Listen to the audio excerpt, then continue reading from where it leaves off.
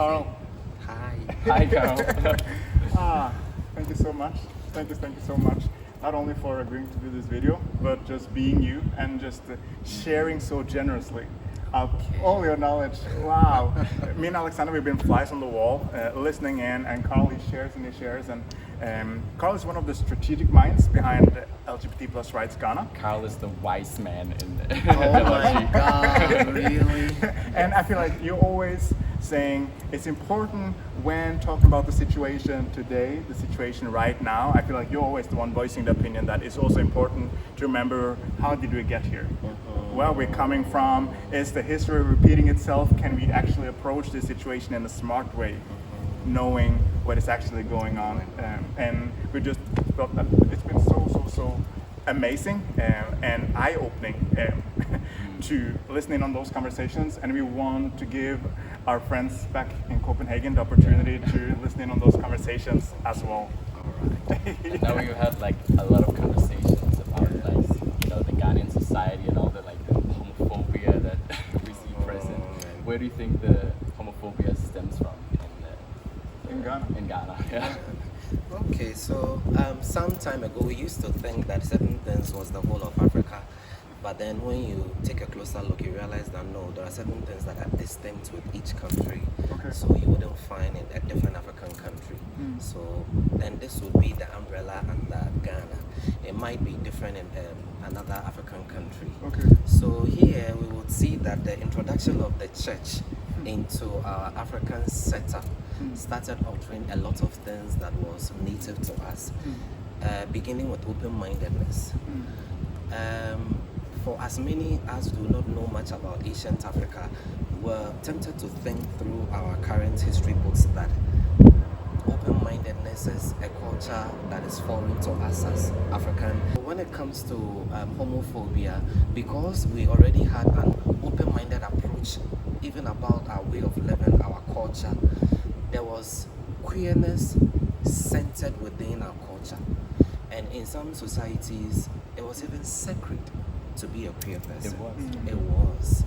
And there were ceremonies around being queer. Some festivals included some queer people because the rites they needed to perform needed an individual of a sort. So queerness has been there.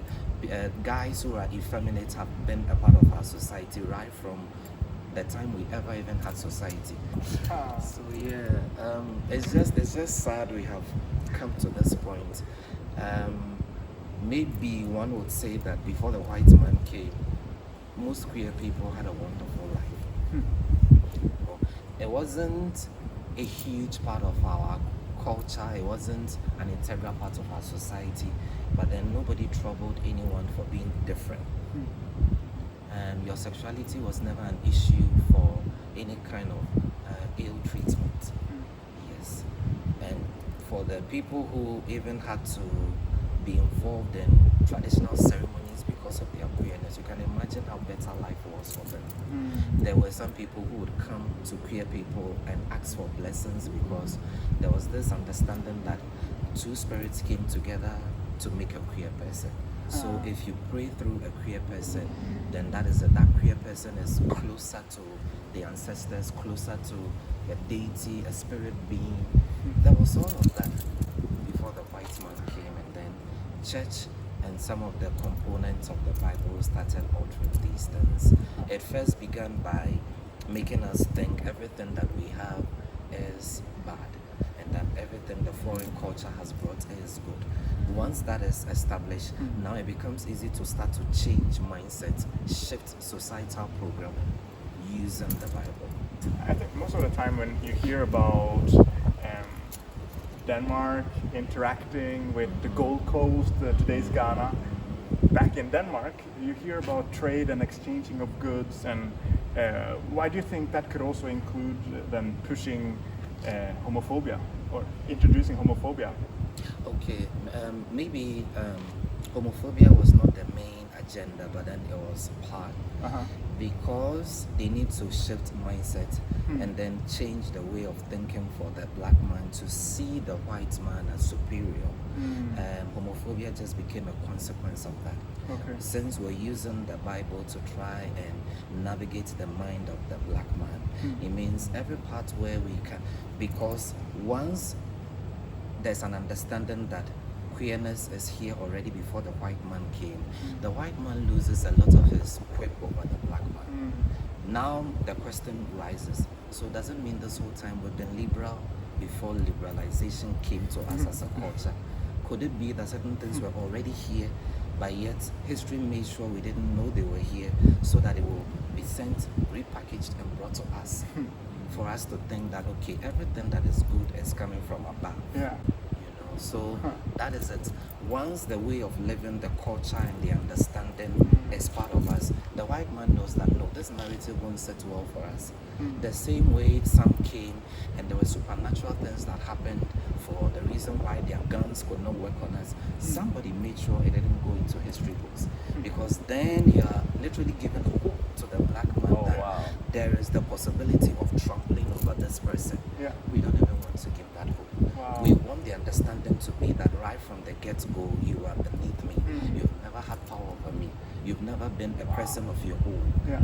That is it. So this was the whole package. Yeah. And homophobia just had to be the consequence of that. So you're saying that like history was even used as like a tool to suppress Yes, the people? yes. And then also suppressing any memory. You know, the Europeans were here for many generations. The Danes were here for many generations, and they wanted to, through the generations, suppress the memory of what was there before, so that people would think, no, this is the only reality that is worth remembering. So what did not go well for us as Africans is because we did not document information the way the white person did. That is why it looks like the white person tends to win in most of the cases. We had stories in a living form rather than in a written form. Yeah. So they would be shared and passed on folklores Yeah. and stories and all of these folk tales. Yeah. You know, so because of that, if at some point the stories, the recounting of the stories end, then it means some information that would have enabled or empowered a particular group of people comes to an end. Yeah. But assuming they were documented for later on generations to come read, then they would know that, okay, this is who we were before the white man came. So that's why it's important to know your history. Very much.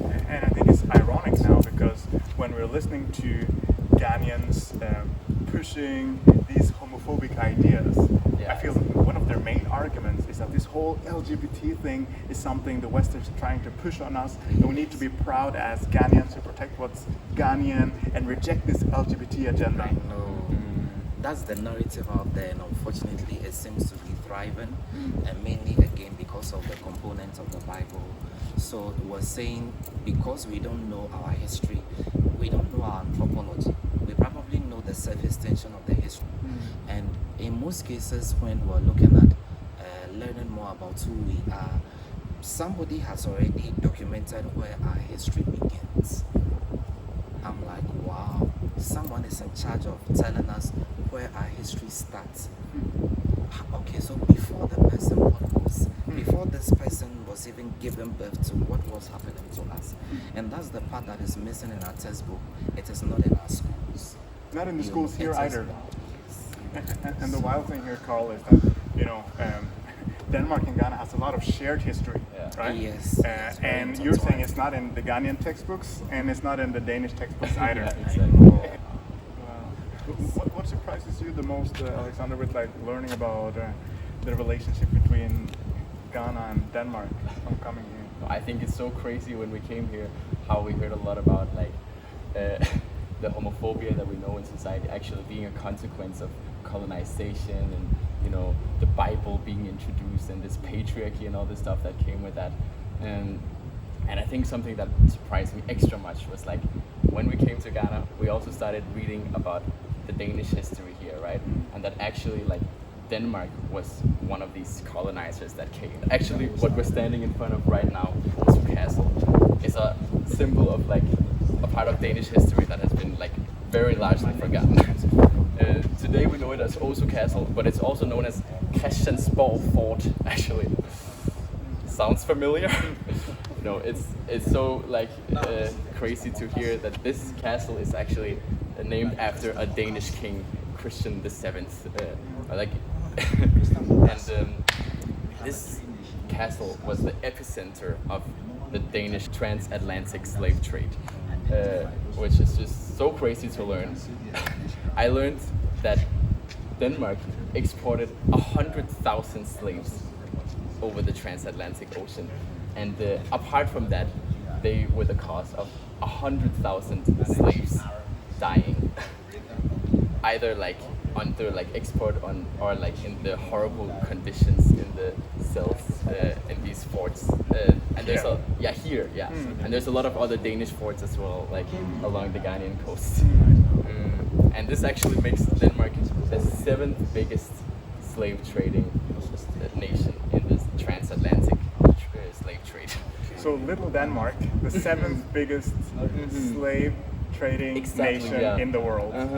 Given the size of our country, like this is like a really big thing, right? Because we were in the midst of such big countries as like France and England and like Portugal and like but if you like instead of like putting it up in like the amount of slaves that we traded, if you put it up in slaves per capita, then instead of being the 7th biggest slave trading nation, we would be the 3rd on the list, the 3rd biggest. Bronze goes to Denmark. Yeah, bronze in slave trading, which is just like so crazy to find out, right?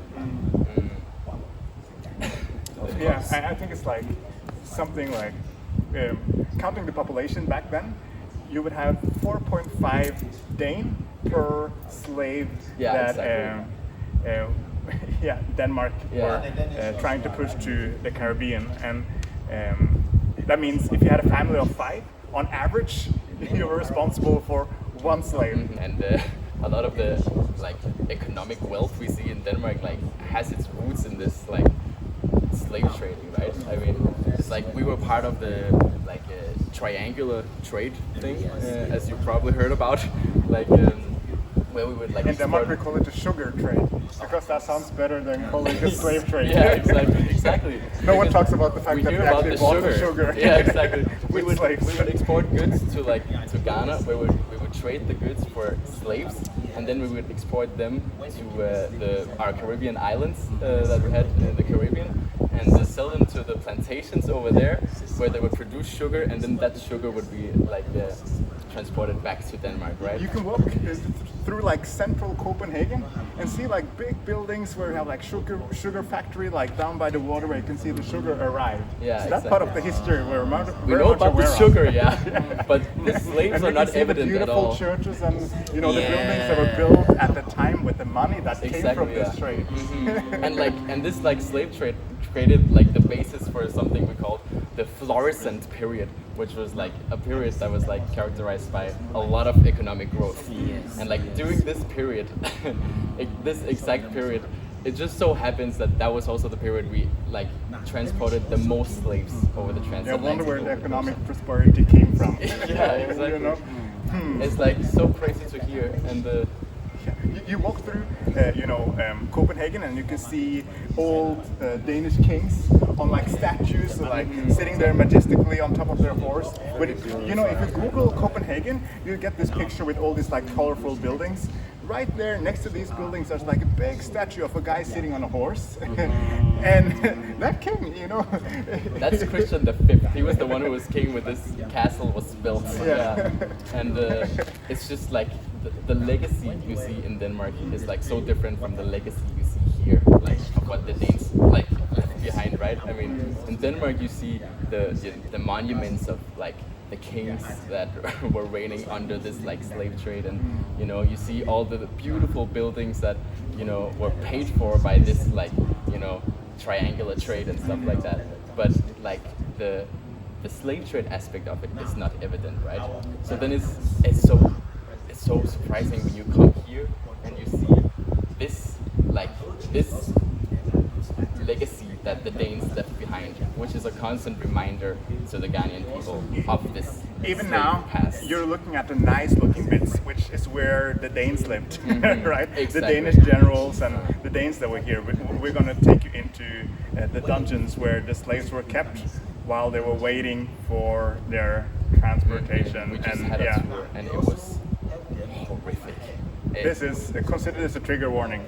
The guide just showed us this like cell where the slaves were kept, and he said they were just like crammed in here, and they would be living in their own like feces, basically. Like there would be no like taking care of them, no like washing or anything like that. And that like thing you see up there would be where they like would dump the food and the like water down.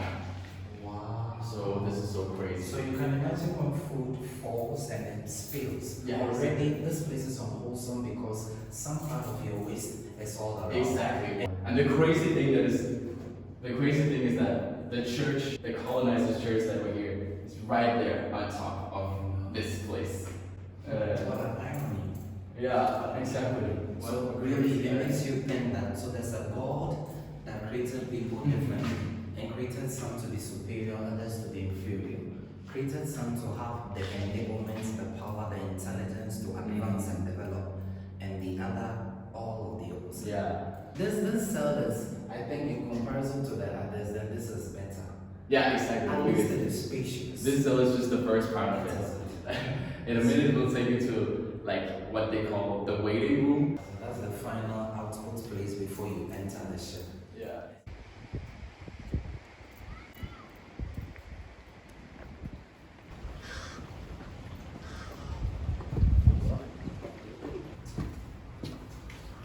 So then this door opens to the ship. I don't know if the sun can capture the waves of the sea, but that is it. Once it opens, this is the door of no return.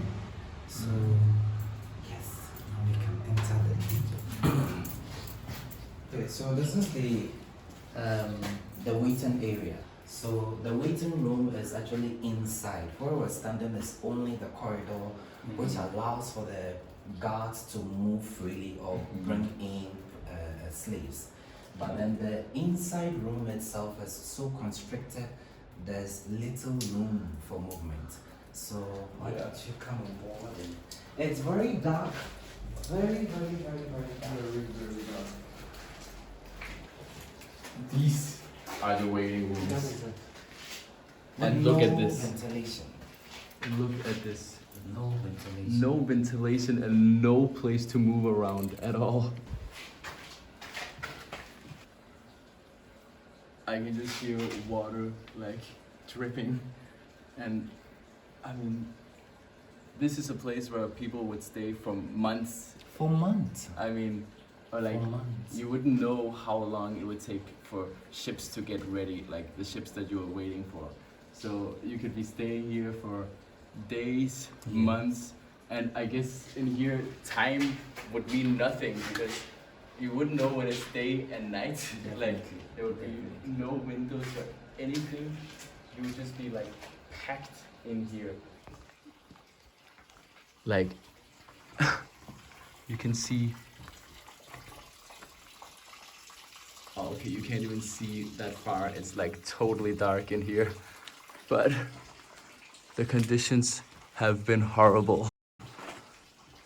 All right, but Carl, you've talked a lot about like where the homophobia in the Ghanaian society like stems from, right? That in pre-colonial Africa, like queerness was actually like, you know, a part of the culture, and with the colonialism like came all the patriarchy, the religion, and the homophobia.